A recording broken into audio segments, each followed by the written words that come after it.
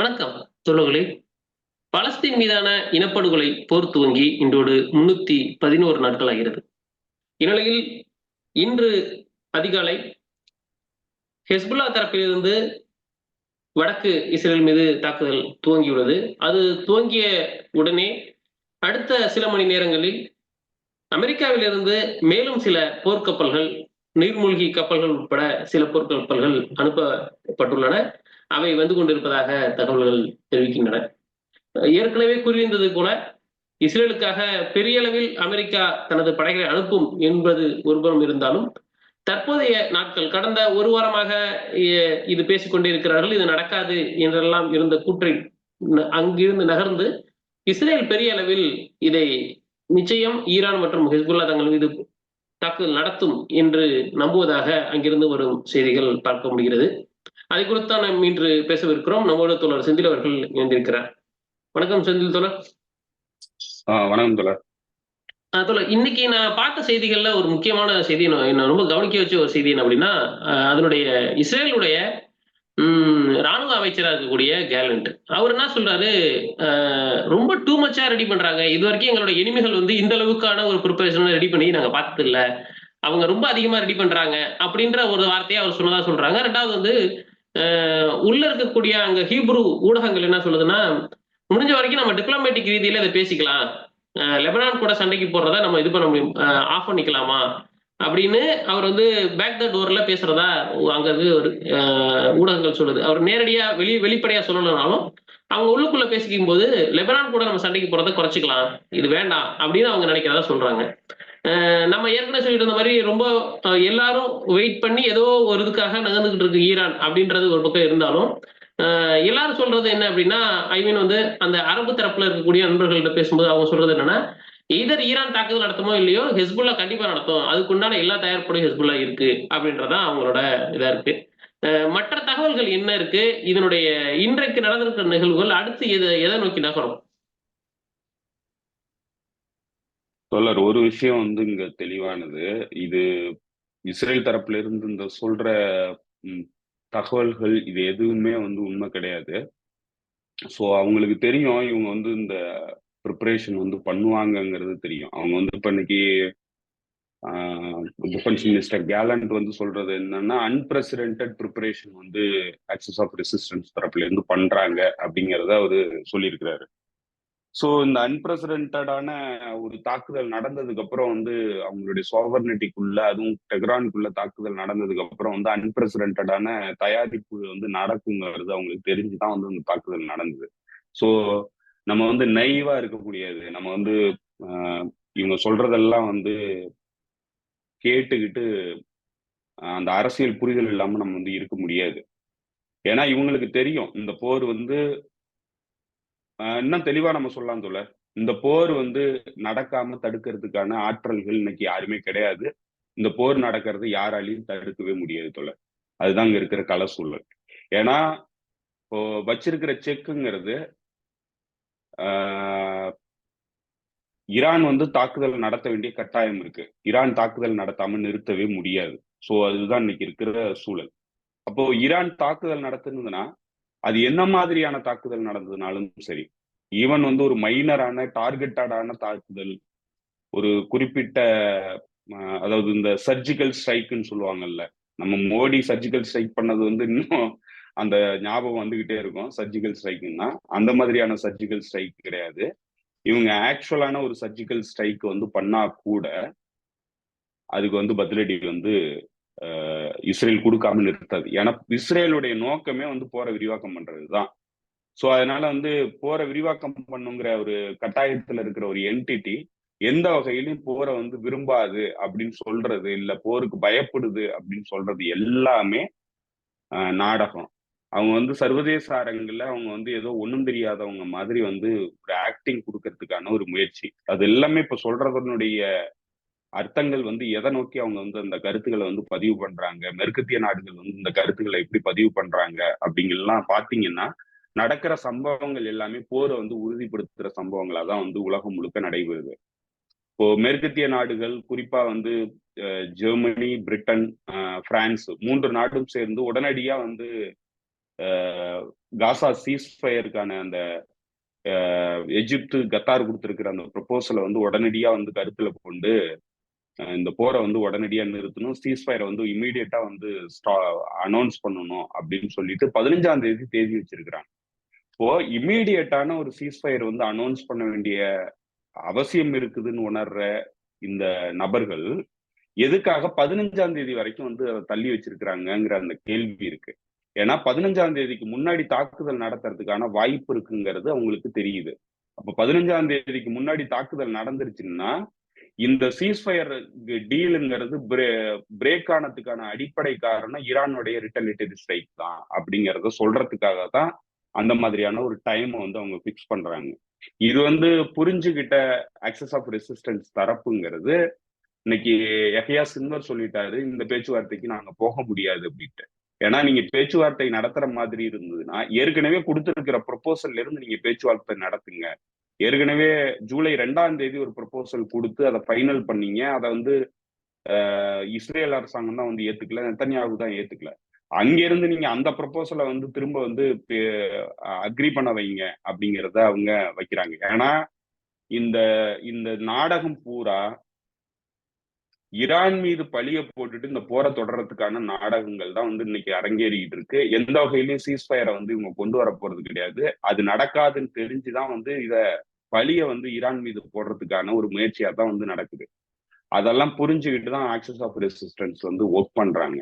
ஆனா சர்வதேச அரங்கிலையும் மக்கள் மத்தியிலையும் ஆக்சஸ் ஆஃப் ரெசிஸ்டன்ஸ் வந்து ஒரு சீஸ்ஃபயரை விரும்பல அப்படிங்கிற ஒரு தோரணையை உருவாக்கணுங்கிறதுக்கான முயற்சி தான் வந்து இன்னைக்கு நடந்துகிட்டு இருக்கே தவிர வேற எந்த முயற்சியும் நடக்கல. அந்த பின்னணியில இருந்து இவங்க வந்து என்ன சொல்றாங்கன்னா அன்பிரசிடென்டான ஒரு தாக்குதலுக்கு நகர்ந்துகிட்டு இருக்காங்க, அந்த மாதிரியான ஒரு ப்ரிப்பரேஷன்ல வந்து போயிட்டு இருக்காங்க அப்படின்னு இவங்க சொல்றாங்க. ஆனா மேற்கத்திய தரப்பு அன்பிரசிடென்டான மிலிட்டரி பில்டப்பை வந்து இந்த பகுதி முழுக்க பண்ணிட்டு இருக்கு. அமெரிக்கா இன்று மறுபடியும் வந்து ஒரு ஏர்கிராப்ட் இது ஒரு வார்ப்பு இதை வந்து அனுப்பிச்சிருக்கு, வார்ஷிப்பை இந்த பகுதிக்கு உடனடியா வர சொல்லி அனுப்பிச்சிருக்கு. இதெல்லாம் வந்து இவங்க ப்ரிப்பரேஷன்ங்கிறது என்னது, இது அன்பிரசிடென்டட். அவ்வளோ டிப்ளாய் பண்ற விஷயங்கள் வந்து இந்த பகுதி முழுக்க வந்து மிலிட்டரி டிப்ளாய்மெண்ட் வந்து இங்க நடக்குது. ஸோ இவங்க ஒரு பக்கம் வந்து அதை தயாரிப்பு பணிகள்ல ஈடுபட்டுக்கிட்டு தான் இருக்கிறாங்க. ஆனா இவங்க உலகத்துக்கு வந்து ஒரு தவறான ஒரு இதை வந்து ப்ரொஜெக்ட் பண்றதுக்கான முயற்சிகளை ஈடுபடுறாங்க. அது என்னன்னா ஈரான் தாக்குதல் நம்ம நேற்று போன முறை பேசும்போது சொல்லியிருந்தோம், இது எல்லாமே வந்து தடுத்து நிறுத்தணும்னா ஒரே சிம்பிள் ஆப்ஷன் இருக்கு. அவங்க தரப்புல இருந்து அவங்க இஸ்ரேல்கிட்ட சொல்லணும், இதை வந்து உடனடியா நீ வந்து அவங்க மீது வந்து தாக்குதல் நடத்தினது தவறு, அதனால வந்து அவங்க தாக்குதல் நடத்துனாங்கன்னா அதுக்கு ரிப்ளை பண்ணாம இரு அப்படின்னு சொல்லிட்டாலே இந்த போர் வந்து விரிவடையாது. ஆனா அதை வந்து அவங்க விரும்பல. சோ அவங்க வந்து பழிய வந்து ஈரான் மீது போட்டுட்டு இந்த போரை வந்து விரிவாக்கம் பண்றதுக்கு தயாரா இருக்கிறாங்க. அதுக்கு நெத்தன்யாகு வலுவான காயை வந்து நகர்த்தியிருக்காரு. அது திட்டமிட்டு நகர்த்தப்பட்ட காய், அமெரிக்காவுடைய ஒப்புதல் இல்லாம நகர்த்தல. மேற்கத்திய நாடுகளுடைய ஒப்புதல் இல்லாம அந்த காய் நகர்த்தப்படுறதுக்கான வாய்ப்பே கிடையாது. ஏன்னா நெத்தன்யாகுவால இந்த போரை வந்து எதிர்கொள்ளவே முடியாது. அப்ப அவரு ஒரு வாய்ப்புக்காக தான் வந்து காத்துக்கிட்டு இருக்கிறாரு. அமெரிக்கா வந்து நேரா வந்து போருக்குள்ள கொண்டு வரதுக்கான ஒரு முயற்சியை தான் வந்து அவர் மேற்கொள்றாரு. அதுக்கு அமெரிக்காவுடைய கிரீன் சிக்னல் கிடைச்சதுக்கு அப்புறம் தான் வந்து இந்த போரை விரிவாக்கம் பண்றதுக்கான பணியில வந்து ஈடுபட்டாரு. சோ அதனால இவங்க சொல்ற இந்த கருத்துக்கள் எல்லாமே உண்மைக்கு புறம்பானது. அவங்க வந்து டிசீவ் பண்றாங்க மக்களை. அவங்க எந்த வகையிலும் போருக்கு தயாரா இல்லாம இல்ல, அவங்க ஆல்ரெடி போருக்கு தயாரா இருக்கிறாங்க. அவங்க எதிர்பார்த்துக்கிட்டு இருக்கிறாங்க போர் நடக்கணும், ஆரம்பிக்கணும் அப்படிங்கறத வந்து எதிர்பார்த்துக்கிட்டு இருக்காங்க. நான் சொல்றது என்னன்னா ஈரான் எந்த விதமான தாக்குதல் நடத்தினாலும் சரி, ஈவன் வந்து ஒரு சாதாரண ஒரு தாக்குதல் நடந்ததுனாலும் இஸ்ரேல் வந்து பதிலடி கொடுக்காம இருக்காது. இஸ்ரேல் பதிலடி கொடுத்ததுன்னா அந்த போர் வந்து விரிவாக்கம் அடையாத தவிர்க்கவே முடியாது. அதற்காக தான் வந்து இந்த டிலேவும் நடக்குது ஆக்சஸ் ஆஃப் ரெசிஸ்டன்ஸ் தரப்புல.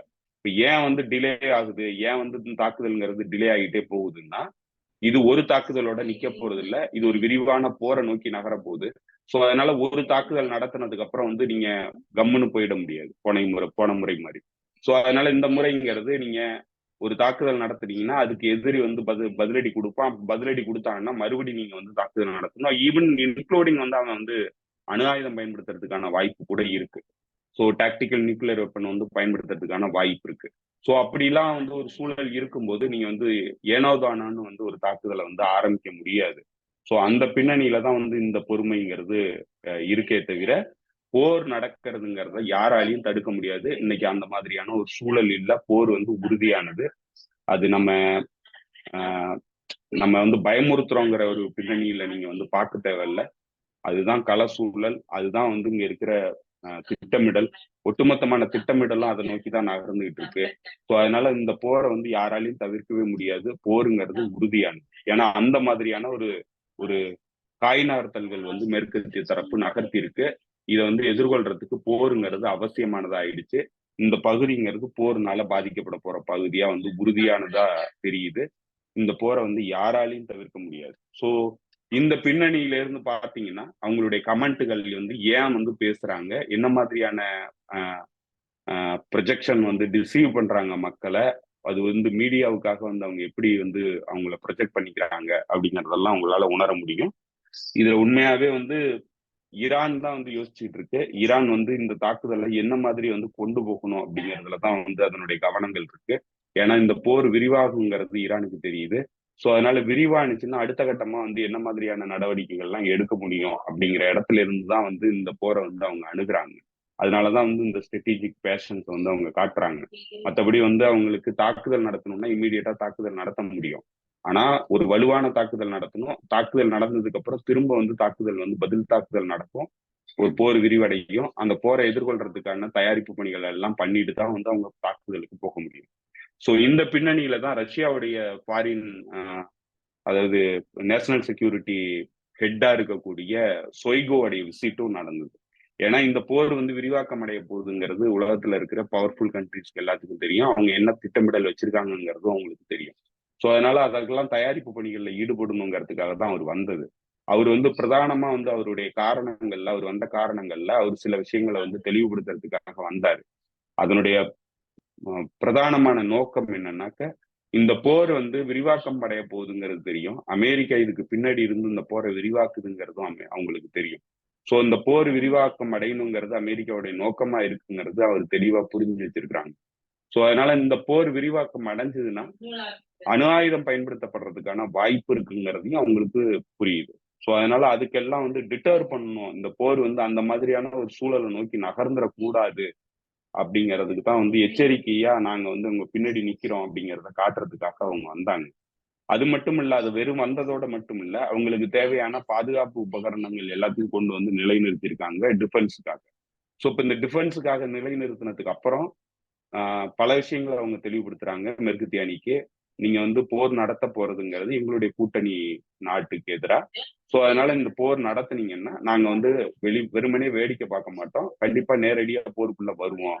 நேரடியான உதவிகள் வந்து நாங்க பண்ணுவோம் அப்படிங்கறத தான் வந்து அவங்க தெளிவுபடுத்துறாங்க மேற்கத்திய தரப்புக்கு. ஆனா மேற்கத்திய தரப்பு அதுக்கெல்லாம் வந்து கவலைப்படுற மாதிரி இல்லை. அதை நோக்கிதான் வந்து அவங்க நகர்றாங்க. எது நடந்ததுனாலும் இந்த நடந்து வரும் உலகம் ஒழுங்கு மாற்றத்தை வந்து தடுக்கிறதுக்கான முயற்சியா தான் வந்து மேற்கத்திய தரப்பு இந்த திட்டமிடலை வச்சிருக்கு. இப்போ இப்ப இதுதான் வந்து ஒட்டுமொத்தமா நடந்துகிட்டு இருக்கு. இப்ப இதுல வந்து ரஷ்யாவுக்கு பல காரணங்கள் இருக்கு. இந்த போருக்குள்ள ஏன் வரணும், இந்த போருக்கு வந்து எப்படி ஈரானுக்கு வந்து சப்போர்ட் பண்ணுங்கிறதுக்கான பல காரணங்கள் இருக்கு.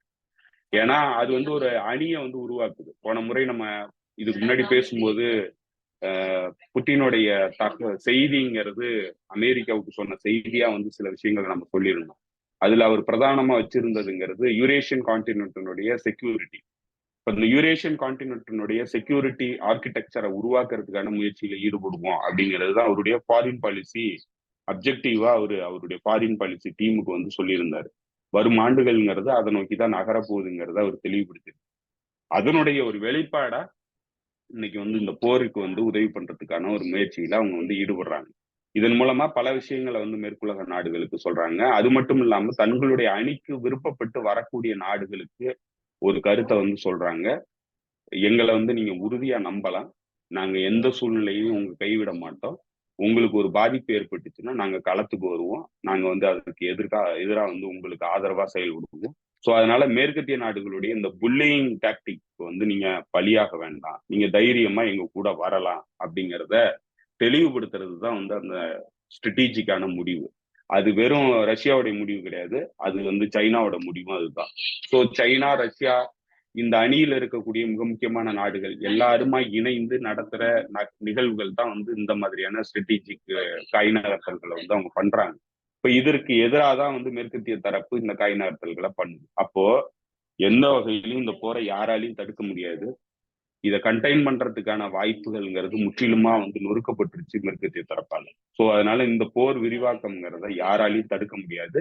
அந்த பலியை வந்து ஈரான் தரப்பு மீதும் ஆக்சிஸ் ஆஃப் ரெசிஸ்டன்ஸ் தரப்பு மீதும் போடுறதுக்கான முயற்சிகள் தான் நடைபெறுதே தவிர நம்ம நைவா வந்து அவங்க பேசுறத வந்து நம்ப வேண்டிய இடத்துல நம்ம இல்ல. அப்படி நம்பினோம்னா நம்ம அரசியல் புரிதல் வந்து கம்ப்ளீட்டா மிஸ் ஆயிடும். ஓகே, ஓகே தோழர். புரிஞ்சிருச்சு. இதுல வந்து ஆக்சுவலா ரஷ்யா பத்தி கேட்க நினைச்சா அதையும் நீங்க கவர் பண்ணிட்டீங்க. இதுல அடுத்த ஸ்டெப்பு என்னவா இருக்கும்னு நினைக்கிறீங்க? ஏன்னா வந்து இப்போ இந்த வரப்போற அமெரிக்கன் எலெக்ஷன் அந்த தேர்தல் வந்து ஒரு பக்கம் வந்து நான் இது நிப்பாட்டிடுவேன், போரை நிப்பாட்டிடுவேன் அப்படின்னு ட்ரம்ப் சொல்றது. ஒரு பக்கம் வந்து முதல் நாள் வந்து நான் பேசிட்டு இருக்கேன் டிஸ்டர்ப் பண்ணாதீங்க அப்படின்னு கமலா ஹாரிஸ் சொல்லுவாங்க. அப்புறம் மறுநாளே வந்து ஒரு ட்விட்டு போடுவாங்க. ஏன்னா இந்த ஒரு ட்விட்டுகள் இந்த வாரம் பூரா அப்படிதான் வந்திருக்குது. இவரு மேக்ரான் கிட்ட இருந்து யூரோப்பியன் யூனியனுடைய தலைவர்கிட்ட இருந்து அப்புறம் வந்து டச்சு ஜெர்மனி இப்படி எல்லா நாடுகள்கிட்ட இருந்தும் இந்த நடந்த அந்த 100 பேர் கொலை செஞ்ச இஸ்ரேல் கொலை செஞ்ச இதுக்கான ஒரு கண்டனம் நாங்க தெரிவிக்கிறோம் மட்டும் ஒரு பேருக்கு எப்பவும் போல 10-11 ஒரு வழக்கமான ஒரு ட்வீட் போட்டுட்டு அப்படியே நவுந்துடுறாங்க. இப்ப இதுல இருந்து நான் இன்னொன்னு ஷார்ப்பா நான் ஃபீல் பண்றது என்ன அப்படின்னா, ஒருவேளை இந்த வார் வெடிச்சிருச்சு அப்படின்னா இது டோட்டலாவே வந்து வெஸ்ட் வெர்சஸ் ஈஸ்ட், அதாவது மேற்குலகம் கிழக்குலகம் அப்படின்னு ரெண்டா பிரிஞ்சிரும் அப்படின்னு நான் ஃபீல் பண்றேன். அது கரெக்டா இருக்கா இல்ல தப்பா இருக்கா? இல்லப்பா, அந்த போட்டி தான் நடக்குது. இப்போ நீங்க நம்ம பல வீடியோக்கள்ல பேசியிருந்தோம். ஏன் வந்து சில சில யாருமே பேசாத சில விஷயங்கள் கூட வந்து நம்ம பேசியிருந்தோம். என்னன்னா என்ன தேவை இருக்கு? ஏன்னா அமெரிக்காவுக்கு தன்னுடைய ஹெஜமானியை வந்து நிலைநிறுத்த வேண்டிய அவசியம் இருக்கு. அதற்காக அது போரை வந்து நடக்குது. அது ரஷ்யாவுக்கு எதிரான போருக்கு வந்து போகுது.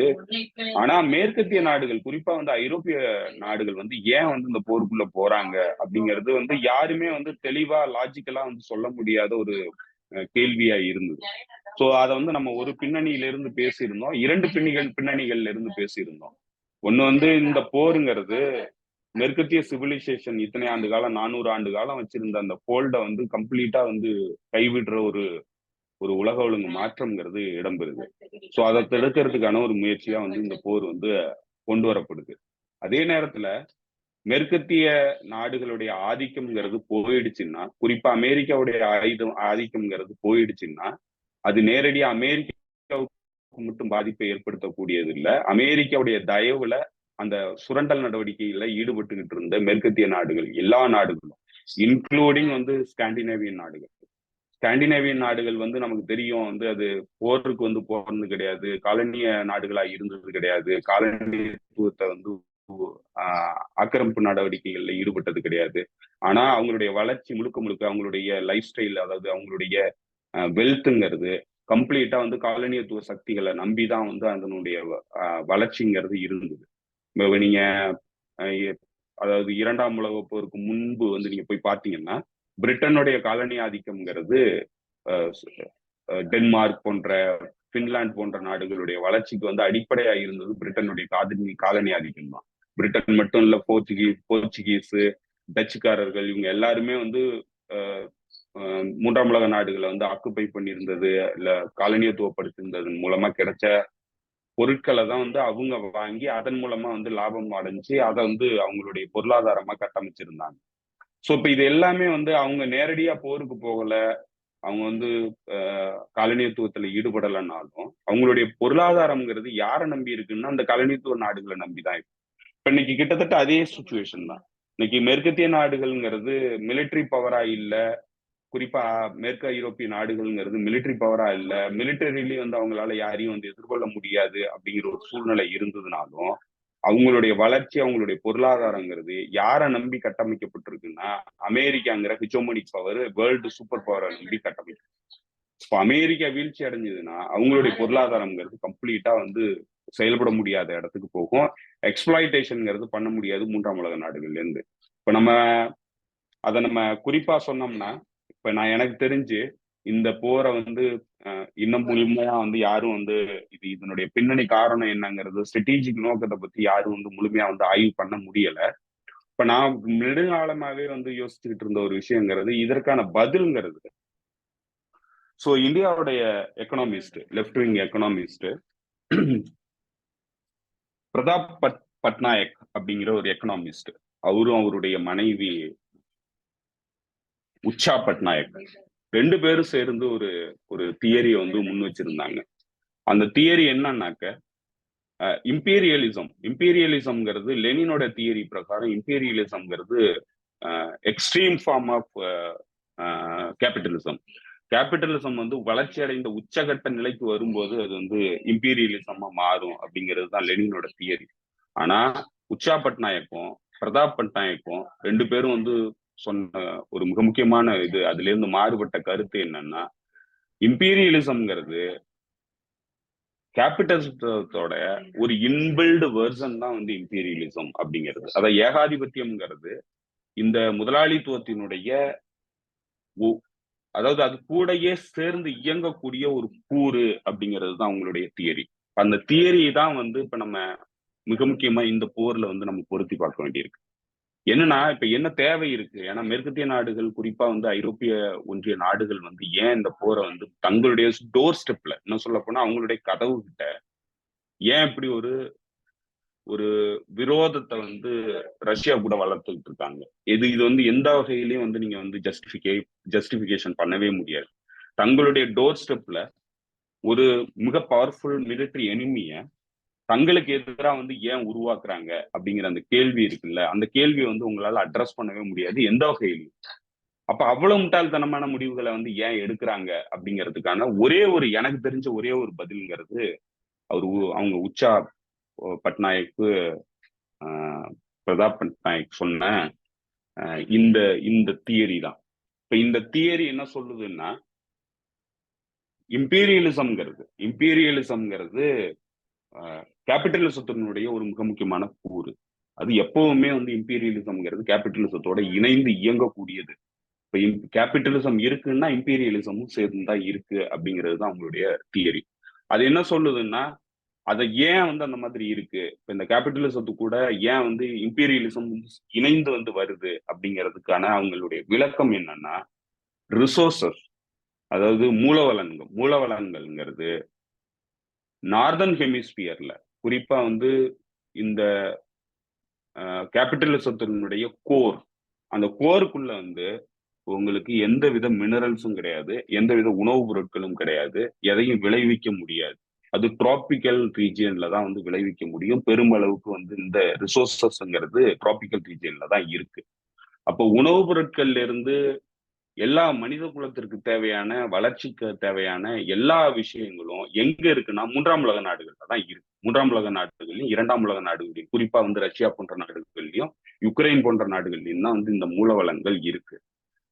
இன்னும் மற்ற தெற்கு பகுதியில இருக்கிற ஆசியன் கண்டினென்ட்ல இருக்கிற எல்லா நாடுகள் கூட, இல்ல லத்தீன் அமெரிக்கன் நாடுகள்ல, இல்ல ஆப்பிரிக்கன் நாடுகள்ல, இங்கதான் வந்து விளைபொருட்கள் விளைவிக்க முடியும், உணவுப் பொருட்கள் விளைவிக்க முடியும். ஆயில் ரிசோர்சஸ் இங்கதான் இருக்கு, கோல்டு ரிசோர்சஸ் இங்கதான் இருக்கு, கோல்டு ரிசோர்சஸ் இங்கதான் இருக்கு, மற்ற கனிம வளங்கள் எல்லாமே இந்த பகுதிகளில் தான் அதிகமா இருக்கு. இப்ப இந்த பகுதிகளில இருந்து சுரண்டி எடுத்துட்டு போனதனுடைய வளர்ச்சி தான் வந்து இன்றைய வளர்ச்சி அடைந்த கேபிட்டலிசத்தினுடைய அந்த கோர் பகுதி. அது வட அமெரிக்கா, மேற்கு ஐரோப்பிய நாடுகளுடைய வளர்ச்சிங்கிறது கடந்த 500 ஆண்டுகள் கொள்ளையடிச்சதனுடைய விளைவு. இப்ப அந்த அந்த கொள்ளையடிச்சதன் மூலமா தான் அவங்களுடைய வளர்ச்சி வந்து அவங்களால உறுதிப்படுத்த முடிஞ்சது. அதனால டெக்னாலஜிக்கல் டெவலப்மெண்ட் வந்து உருவானுச்சு. அதன் மூலமா வந்து அவங்களோட ஆதிக்கத்தை செலுத்த முடிஞ்சது, சிவிலைஸ்டு சொசைட்டி அவங்கள காமிச்சிக்க முடிஞ்சது, அவங்களுடைய லைஃப் ஸ்டைலை வந்து உயர்த்திக்க முடிஞ்சது. மற்றவர்கள் எல்லாம் வந்து தாழ்ந்த நிலைக்கு போக வேண்டிய நிலைக்கு தள்ளப்பட்டுட்டாங்க. சோ இந்த சுப்பீரியாரிட்டி ஸ்ட்ரக்சர், இந்த ஸ்ட்ரக்சரை உருவாக்குறதுக்கு தேவைப்பட்டதுங்கிறது மேற்குலக நாடுகளுக்கு இந்த 3ஆம் உலக நாடுகள், 2ஆம் உலக நாடுகளுடைய மூலவளங்கள். இப்ப இந்த மூலவளங்கள் மூலமா தான் அவங்களுடைய வளர்ச்சி வந்து எட்டனாங்க.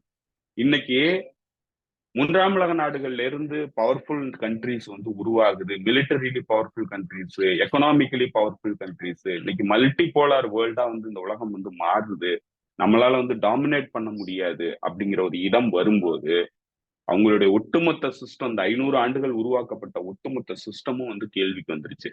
சோ அதை வந்து நீங்க நீங்க இது நாளைக்கு உடனே நடக்குமா இல்ல 2 நாள்ல நடக்கிறதா அந்த மாதிரியான விஷயங்கள் கிடையாது. இதனுடைய ஒரு நிரந்தரமான எண்டு இந்த சிவிலைசேஷனல் வளர்ச்சிங்கிறது மேற்குலக நாடுகள்ல ஏற்பட்ட இந்த காலனித்துவத்திலிருந்து உருவான அந்த வளர்ச்சி, அந்த வெல்த் அக்குமுலேஷன்ங்கிறது கம்ப்ளீட்டா வந்து டெட் எண்டுக்கு வருது. ஏன்னா இன்னைக்கு பவர்ஃபுல் கண்ட்ரிஸ் மற்ற பகுதிகளில இருந்து உருவாகுறாங்க. எக்கனாமிக் பவர்ஃபுல் கண்ட்ரிஸா வந்து உருவாகுறாங்க. அவங்க வந்து வின் வின் சுச்சுவேஷனா வந்து அவங்களுடைய பொருளாதார கட்டமைப்புகளை வந்து உருவாக்குறாங்க. அவங்களுக்குள்ள வந்து மிலிட்டரி உடன்பாடுகள், டிப்ளமேட்டிக் உடன்பாடுகள், பொருளாதார உடன்பாடுகள், கனெக்டிவிட்டி காரிடோர்ஸ், இது எல்லாத்தையும் உருவாக்குறாங்க. இப்படி உருவாக்குனாங்கன்னா மேற்குலக நாடுகள் இத்தனை ஆண்டு காலம் வந்து சுரண்டிக்கிட்டு இருந்தது, கிட்டத்தட்ட 500 ஆண்டுகள் சுரண்டிக்கிட்டு இருந்த இந்த வளம்ங்கிறது அவங்களுக்கு கிடையாது. அது கம்ப்ளீட்டா வந்து கேயாட்டிக் சுச்சுவேஷனை வந்து மேற்குலக நாடுகள்ல உருவாக்கும். ஸோ இப்படி ஒரு ஒரு ஒரு கிரேட் டிரான்ஸ்ஃபார்மேஷன் வந்து இந்த இந்த பகுதிகளில் இந்த உலக ஒழுங்கு மாற்றத்துல வந்து நடைபெறுது அப்படிங்கிறத மேற்கத்திய நாடுகள் விரும்பல, அதை அனுமதிக்க மாட்டாங்க. ஸோ அதனுடைய விளைவு தான் இன்னைக்கு போர்களை வந்து உருவாக்குறாங்க. அப்போ இப்ப இந்த தியரியை வந்து நீங்க அப்ளை பண்ணி பார்க்காம இந்த போர் ஏன் வந்து ஏற்படுது, ஏன் இப்படியான முட்டாள்தனங்கள் வந்து இவங்க எடுக்கிறாங்க அப்படிங்கிறத உங்களால அண்டர்ஸ்டாண்டே பண்ணிக்கவே முடியாது. இப்ப நீங்க ரியலிஸ்ட் தியரிஸ் இல்ல மற்ற தியரி அந்தந்த பகுதிகளில் நடக்கிற நிகழ்வுகளை ஒரு குறுகிய வட்டத்துக்குள்ள வச்சு இந்த பிரச்சனைகளை வந்து அணுகிறவங்களால அண்டர்ஸ்டாண்டே பண்ணிக்க முடியாது. இது வந்து ஒரு மானுமெண்டல் சேஞ்ச், உலகத்தினுடைய monumental change, economic change, military power change எல்லாமே சமகாலத்துல நடைபெற்று இருக்கு. இது 500 ஆண்டுகள் இடம்பெற்ற இந்த ஒட்டுமொத்த சிஸ்டத்தினுடைய மாற்றத்தை வந்து உருவாக்கக்கூடிய பொட்டன்ஷியல் உள்ள ஒரு சேஞ்ச் நடக்குது.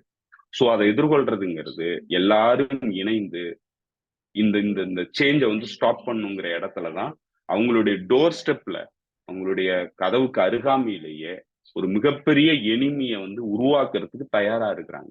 அந்த அளவுக்கு டெஸ்பரேட்டா இருக்கிறாங்கிறது தெரியுது. ஸோ இப்ப இந்த பின்னணியில இருந்துதான் இந்த போர்கள் வந்து உருவாக்கப்படுது. இப்போ இந்த இடத்துல இருந்துதான் இந்த எதிரணியும் வந்து இதை வந்து எதிர்கொள்றதுக்கு தயாராகிறாங்க. அதனைத்தான் நம்ம வந்து அப்பவே பேசும்போது சொல்லியிருந்தோம், இது வந்து ஒட்டுமொத்த யுரேஷியன் கான்டினென்டுடைய பவர்ஃபுல் கண்ட்ரிகளுக்கு எதிரான போராதான் வந்து இந்த போர் ஆரம்பிச்சிருக்கு.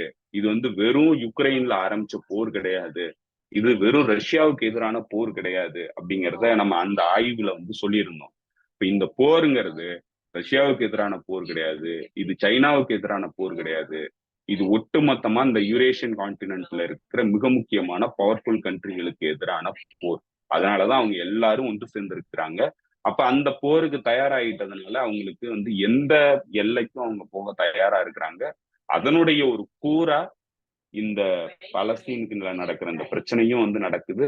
இதுலதான் வந்து இஸ்ரேல் வந்து இந்த போரை விரிவுபடுத்துறதுக்கான முயற்சியில ஈடுபடுது. இப்ப இதுல கம்ப்ளீட்டா அமெரிக்க மேற்குலக நாடுகள்ங்கிறவங்க இஸ்ரேல் கூட நிக்கிறாங்க. அதை வந்து அவங்க வெளிப்படையா வெளிப்படுத்தல, அதை மறைக்கிறாங்க. அவங்களுடைய அந்த சாஃப்ட் பவர் வந்து உலகம் முழுக்க இன்னைக்கு இந்த மாதிரியான ஒரு டெஸ்பரேட் கண்டிஷன்ல வந்து அவங்க இயங்கும் போது சாஃப்ட் பவர்ங்கிறது கம்ப்ளீட்டா உலகம் முழுக்க வந்து வேப்பரைஸ் ஆகுது. ஸோ இப்ப அதை வந்து தடுக்க வேண்டிய இடத்துலதான் இந்த மாதிரியான ஒரு பிஆர் ஸ்டேட்மெண்ட்ஸ் வந்து அவங்க வந்து அரபுல இருந்து வைக்கிறாங்க. ஆனா இந்த பிஆர் ஸ்டேட்மெண்ட் எப்போ வைக்கிறாங்கன்னா, இவங்க ஒரு எஸ்கலேஷனை வந்து பண்ணதுக்கு அப்புறம் எதிரி வந்து ஒரு எஸ்கலேஷன் வந்து அதுக்கு பதிலடி கொடுக்க வேண்டிய இடத்துல தள்ளப்பட்டதுக்கு அப்புறம் இந்த இந்த இந்த நாடகங்களை வந்து அவங்க பண்றாங்க. இப்போ இதன் மூலமா வந்து அவங்க நல்லவங்க மாதிரி வந்து காட்டுறதுக்கான முயற்சியில் ஈடுபடுறாங்க. இது கம்ப்ளீட் பிஆர் கேம்பெயின், அவ்வளவுதான். இப்ப இந்த போர் வந்து நடக்கிறதுக்கு முன்னாடியான ஒரு பிஆர் கேம்பெயினா தான் ஒட்டுமொத்தமாவே இந்த எல்லா நடவடிக்கைகளும் இடம்பெறும். ஓகே ஓகே தோழர், புரிஞ்சிருச்சு. இதுல வந்து அடுத்த நிகழ்வு எப்படி நடக்கும் என்னன்றதான் அடுத்து பார்க்கணும். ஏன்னா வந்து 12ஆம் தேதி தாக்குதல் நடத்திடுவாங்க அப்படின்னு சொல்லிட்டு நாளைக்கு நடக்கும், நாளை நாள் நடக்கும் அப்படின்னு தெரியாதான மேற்குலகங்கள்லாம் சொல்லிக்கிட்டே இருந்துச்சு. ஆனா ஈரான் தரப்புல இருந்தும் ஆக்சஸ் ஆஃப் ரெசிஸ்டன்ஸும் ரொம்ப அமைதி காத்தாங்க. ஸோ இப்போ அமைதி காத்ததுக்கான காரணம் புரியுது. இன்னும் இது வந்து வெறும் ஒரு தாக்குதல் இங்கேருந்து ஒன்று அங்கேருந்து ஒன்னோட நிற்காது அப்படின்றது தெரியுது. அதுக்கான ப்ரிப்பரேஷன்ல தான் அவங்க இருக்காங்கன்னு தெரியுது. உங்க நேரத்துக்கு மிக்க நன்றி தோழர். வேற ஏதாவது நீங்க தோழருக்கு சொல்லணுமா? இல்ல, வேற ஒண்ணும் இல்ல தோழர், அவ்வளவுதான். ஓகே ஓகே தோழர். ஐ திங்க் வேற எதுவும் இம்பார்ட்டன்டான விஷயங்கள் ஏதாவது நடந்திருக்கா? இப்ப அந்த இது ஒண்ணுதான் நடந்திருக்கு. அந்த ஷக்கரோஃபியா அந்த பிளேஸ்ல வந்து ஒரு அணு உலை மேல தாக்குதல் நடத்தியிருக்குது உக்ரைன். அந்த ஆமா ஆமா அந்த அது ஓப்லாஸ்ட்ல. வந்து அவங்களுடைய எக்ஸ்ட்ரீம் டெஸ்பரேஷனுடைய விளைவு. ஏன்னா வந்து அவங்க இப்ப இந்த கோஸ்க் ரீஜியன்ல போய் தாக்குதல் நடத்தினதுங்கிறது ஒரு சூசைட் அட்டம்ப்ட் மாதிரி தான். ஏன்னா எந்த வகையிலையும் ரஷ்யா வந்து அவங்களால அதுல வந்து வின் பண்ண முடியாது. இந்த போருங்கிறது கிட்டத்தட்ட ஆல்ரெடி டிசைடட் போர் தான். அது வந்து யுக்ரைன்ங்கிறது கம்ப்ளீட்டா வந்து சாக்ரிஃபைஸ் பண்றதுதான் முடிவு பண்ணி ஆரம்பிச்ச போர் தான் அது. ஸோ அதனால அந்த போர் வந்து அதை நோக்கி தான் போகும். அதுக்கு இடையில ஒரு சில பிஆர் நடவடிக்கைகள் வந்து யுக்ரைனியன் அரசு தன்னுடைய ஸ்ட்ராங்னஸை காட்டிக்கிறதுக்கு மேற்குலக நாடுகள் உதவி பண்றவங்களுக்கு வந்து தங்க என்னென்ன பண்ண முடியுங்கிறத காட்டுறதுக்கான ஒரு நாடகமா தான் வந்து அது அரங்கேறிருக்கு. அது இன்னும் சொல்ல போனா வந்து சில தகவல்கள் வந்து சொல்றாங்க என்னன்னா ரஷ்யாவுக்கு தெரிஞ்சேதான் அனுமதிச்சாங்கங்கிறாங்க. ஸோ அந்த மாதிரியான அந்த ஒரு பகுதி வந்து பாதுகாப்பு குறைவான பகுதியா வந்து வெறுமனே வேணும்னே விடப்பட்டது அப்படிங்கிற அளவுக்கு சொல்றாங்க. ஏன்னா அந்த மாதிரியான ஒரு வாய்ப்பு தேவைப்படுது அப்படிங்கிற மாதிரி சொல்றாங்க. இப்ப இந்த போரை விரிவாக்கம் பண்றதுக்கான ஒரு முயற்சியா தான் வந்து அது அந்த மாதிரி வந்து உருவாக்கப்பட்டுச்சு அப்படின்னு சொல்றாங்க. அது எந்த அளவுக்கு உண்மை என்னங்கிறது தெரியல. இது சில தகவல்கள் அந்த மாதிரி வருது. ஆஹ் ஆனா இன்னைக்கு புத்தின் வந்து சொல்லியிருக்கிறாரு இந்த கோஸ்க் ரீஜியன்ல நடைபெற இந்த நடவடிக்கைகள்ங்கிறது இம்மீடியட்டா வந்து நிறுத்தணும் அப்படின்னு சொல்லியிருக்கிறாரு. இம்மீடியட்டா நிறுத்தணும்னா அவருடைய படைகளுக்கு உத்தரவு பிரிவிச்சிருக்கிறார். உடனடியாக கம்ப்ளீட்டா அவங்க எல்லாம் வந்து நாக் அவுட் பண்ணி வெளியில அனுப்புங்க அப்படிங்கறத சொல்லியிருக்காரு. ஸோ இந்த தாக்குதல்ங்கிறது தீவிரமடைய போகுதுங்கிறத அவங்க தெளிவுபடுத்துறாங்க. ரஷ்யாவுடைய அப்ரோச்ங்கிறது கம்ப்ளீட்டா மாற போகுதுங்கிறத அவங்க தெளிவுபடுத்துறாங்க. ஐ திங்க் வந்து எல்லாமே வந்து அந்த மாதிரியான ஒரு காலகட்டத்தை நோக்கி இன்னைக்கு எல்லா பகுதியும் வந்து வர்றதை நம்மளால பார்க்க முடியுது. ஐ திங்க் வந்து நம்ம இதை எப்படி பார்க்கிறோம் என்னன்னு நமக்கு இன்னைக்கு தெரியல. ஏன்னா வரலாறுல தான் வந்து பதிவாகும் நம்ம எந்த காலகட்டத்துல இருக்கோம்னு. ஐ திங்க் நான் பிலீவ் பண்றது என்னன்னா I think we are in already in world war 3ங்கிற மாதிரி தான் தெரியுது. ஏன்னா நடக்கிற நிகழ்வுகள் எல்லாமே அதை நோக்கி தான் நகருது. அது மாதிரி தான் நடக்குது. ஆல்ரெடி 3ஆம் உலக போரினுடைய ஒரு மையப்பகுதியில தான் வந்து நம்ம உலகம் வந்து இருக்கிறதா தெரியுது போல. ஓகே ஓகே தோழர், பார்க்கலாம் என்ன நடக்குதுன்ட்டு. ஏன்னா 3ஆம் உலக போர் உள்ளதான் இருக்கும் அப்படின்னு வேற சொல்லிட்டீங்க. சொன்ன மாதிரி இந்த இதுல இருந்து தான் நம்ம இது பண்ணணும். ஆக்சுவலா அந்த எப்போ அணு உலை மீது தாக்குதல் நடத்துறதுங்கிறது வந்து ரொம்ப பியாண்ட் லிமிட். அந்த அணு உலை மீது தாக்குதல் நடத்தின இந்த இந்த 2 நாட்கள், இந்த ஆகஸ்ட் மாசம் 10, 11 இந்த நாட்களை தான் நம்ம வந்து இதுல இதா நம்ம நோட் பண்ணி வைக்கிறோம்னு நினைக்கிறேன். மேபி ஃபியூச்சர்ல இது வந்து 3rd வேர்ல்டு வார் டிக்ளேர் ஆன பிறகு எழுதப்பட போற அந்த வரலாற்று நாங்கெல்லாம் இதெல்லாம் பார்த்தோன்னு யாரோ ஒருத்தங்க எழுதுவாங்கல்ல, அப்ப மேபி இந்த தேதியை அவங்க நோட் பண்ணலாம். இது எங்கேருந்து தொடங்குச்சு அப்படின்னு சொல்லி பார்க்கலாம். இந்த தேதி ஒரு மிக முக்கியமான தேதியா தான் வரலாற்றில் அமையும் நான் பார்க்கிறேன். உங்க நேரத்துக்கு மிக்க நன்றி சந்தி தோழர். நன்றி தோழர்களுக்கும் நன்றி. மீண்டும் சந்திப்போம் தோழர்களே. நன்றி, வணக்கம்.